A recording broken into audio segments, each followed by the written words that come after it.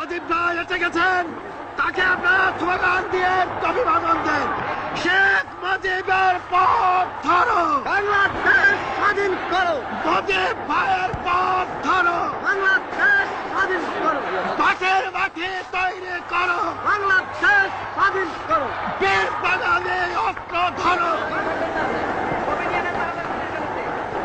ভাইরা আমার, আজ দুঃখ ভারাক্রান্ত মন নিয়ে আপনাদের সামনে হাজির হয়েছি।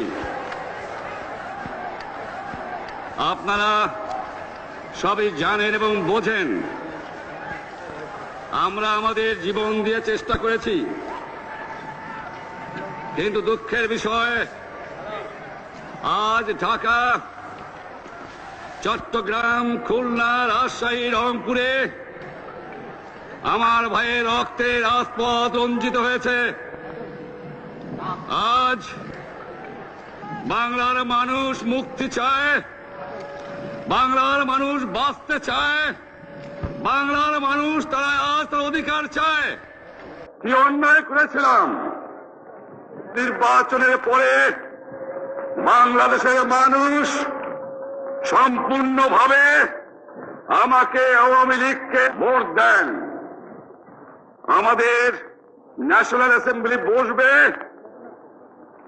আমরা সেখানে শাসনতন্ত্র তৈরি করব এবং এই দেশকে আমরা গড়ে তুলব। এদেশের মানুষ অর্থনৈতিক, রাজনৈতিক, সাংস্কৃতিক মুক্তি পাবে।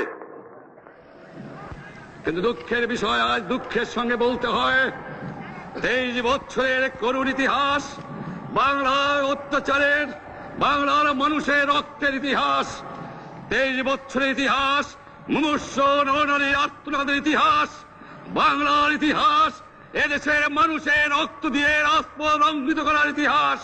1952 সালে রক্ত দিয়েছি, 1954 সালে নির্বাচনে জয়লাভ করেও আমরা গদিতে বসতে পারি নাই। 1958 সালে আইয়ুব খান মার্শাল ল জারি করে 10 বছর পর্যন্ত আমাদের গোলাম করে রেখেছে। 1967 সালে 6 দফার আন্দোলনে 7ই জুনে আমার ছেলেদের গুলি করে হত্যা করা হয়েছে। 1969 সালে আন্দোলনে আইয়ুব খানের পতন হওয়ার পরে যখন ইয়াহিয়া খান সাহেব সরকার নিলেন, তিনি বললেন দেশে শাসনতন্ত্র দেবেন, গণতন্ত্র দেবেন, আমরা মেনে নিলাম। তারপরে অনেক ইতিহাস হয়ে গেল, নির্বাচন হলো। আপনারা জানেন দোষ কি আমাদের? আজকে আমি প্রেসিডেন্ট ইয়াহিয়া খান সাহেবের সঙ্গে দেখা করেছি, আপনারা জানেন, আলাপ আলোচনা করেছি। আমি শুধু বাংলার নয়, পাকিস্তানের মেজরিটি পার্টির নেতা হিসাবে তাকে অনুরোধ করলাম 15 ফেব্রুয়ারি তারিখে আপনি জাতীয় পরিষদের অধিবেশন দেন। তিনি আমার কথা রাখলেন না, তিনি রাখলেন ভুট্টো সাহেবের কথা। তিনি বললেন প্রথম সপ্তাহের মাসে হবে, তিনি মানে নিলেন। আমরা বললাম ঠিক আছে, আমরা অ্যাসেম্বলিতে বসবো, আমরা আলোচনা করব। আমি বললাম বক্তৃতার মধ্যে, অ্যাসেম্বলির মধ্যে আলোচনা করব। এমনকি আমি এ পর্যন্ত বললাম যদি কেউ ন্যায্য কথা বলে, আমরা সংখ্যায় বেশি হলেও একজন যদিও সে হয়, তার ন্যায্য কথা আমরা মেনে নেব। যারা ভুট্টো সাহেব এখানে এসেছিলেন, আলোচনা করলেন, বলে গেলেন যে আলোচনার দরজা বন্ধ না, আরো আলোচনা হবে। তারপরে অন্য নেতৃত্বের সঙ্গে আলাপ করলাম, আপনারা আসুন বসি, আমরা আলাপ করে শাসনতন্ত্র তৈরি করি। তিনি বললেন পশ্চিম পাকিস্তানের মেম্বাররা যদি এখানে আসে তাহলে কসাইখানা হবে অ্যাসেম্বলি। তিনি বললেন যে যাবে তাকে মেরে ফেলে দেওয়া হবে। যদি কেউ অ্যাসেম্বলিতে আসে তাহলে পেশোয়ার থেকে করাচি পর্যন্ত দোকান জোর করে বন্ধ করা হবে, তারপরেও যদি কেউ আসে তাকে সন্ন্যাসার করা হবে। আমি বললাম অ্যাসেম্বলি চলবে। তারপরে হঠাৎ 1 তারিখে অ্যাসেম্বলি বন্ধ করে দেওয়া হলো। ইয়াহিয়া খান সাহেব প্রেসিডেন্ট হিসাবে অ্যাসেম্বলি ডেকেছিলেন, আমি বললাম যে আমি যাব। ভুট্টো সাহেব বললেন তিনি যাবেন না। 35 জন সদস্য পশ্চিম পাকিস্তানের থেকে এখানে আসলেন। তারপরে হঠাৎ বন্ধ করে দেওয়া হলো, দোষ দেওয়া হলো বাংলার মানুষকে, দোষ দেওয়া হলো আমাকে। বন্ধুকে দেওয়ার পরে দেশের মানুষ প্রতিবাদ হয়ে উঠলো। আমি বললাম শান্তিপূর্ণভাবে আপনারা হরতাল পালন করেন। আমি বললাম আপনারা কল কারখানা সবকিছু বন্ধ করে দেন। জনগণ সাড়া দিল, আপন ইচ্ছায় জনগণ রাস্তায় বেরিয়ে পড়ল।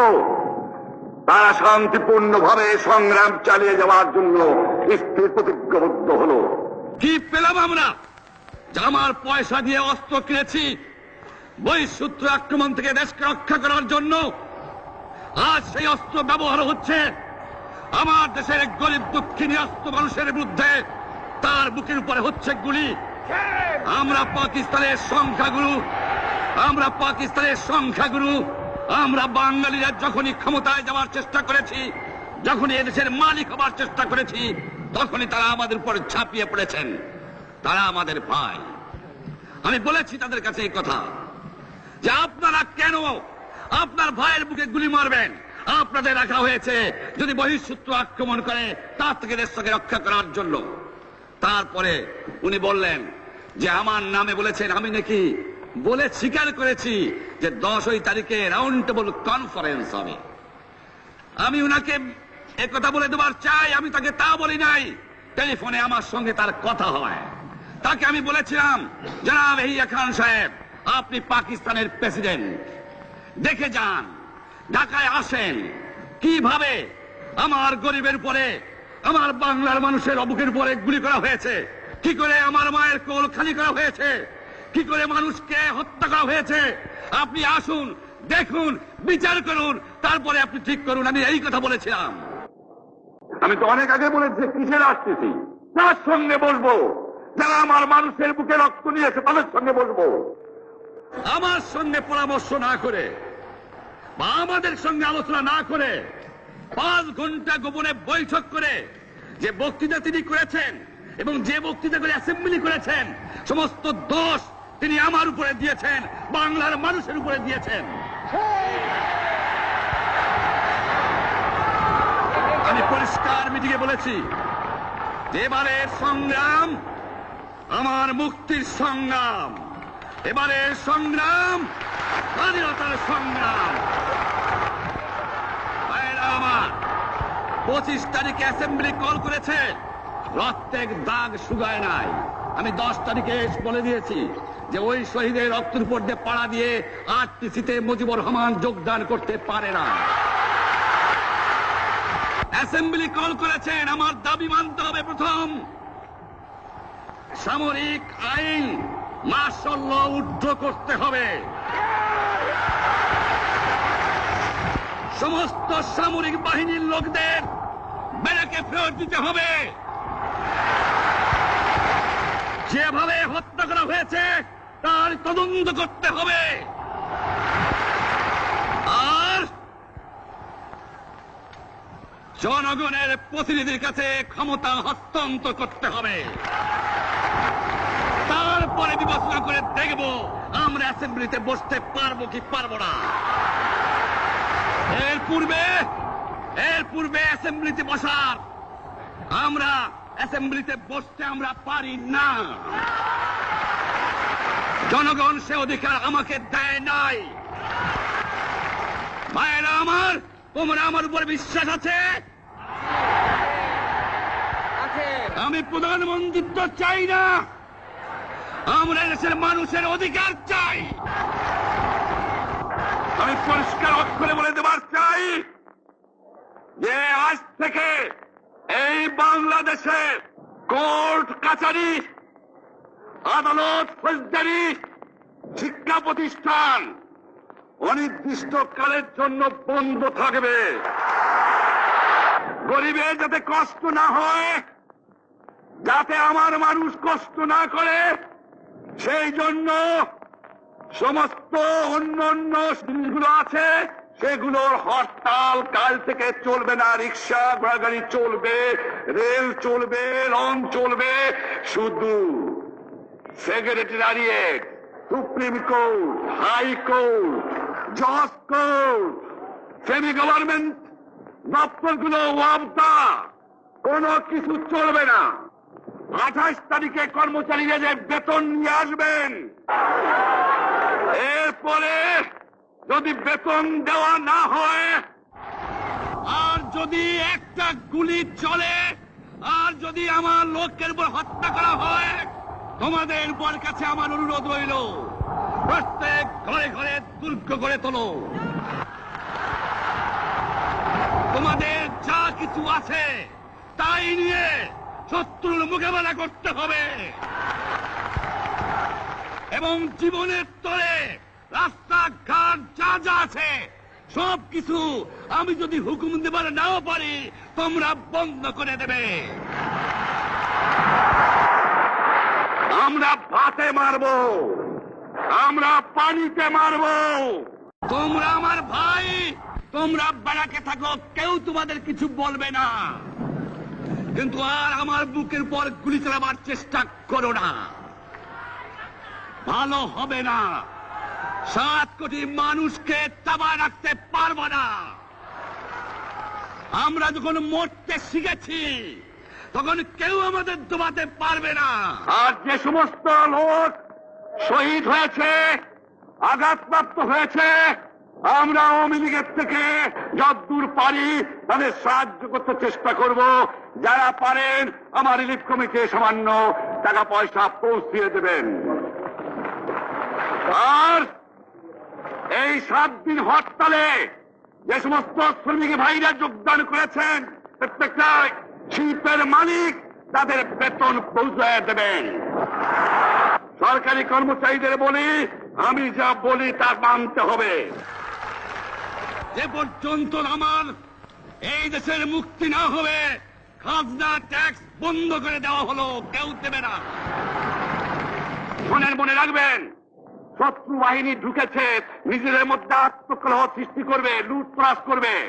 এই বাংলায় হিন্দু মুসলমান, বাঙালি নন বাঙালি যারা আছে তারা আমাদের ভাই, তাদের রক্ষার দায়িত্ব আপনাদের উপরে, আমাদের জন্য বদনাম না হয়।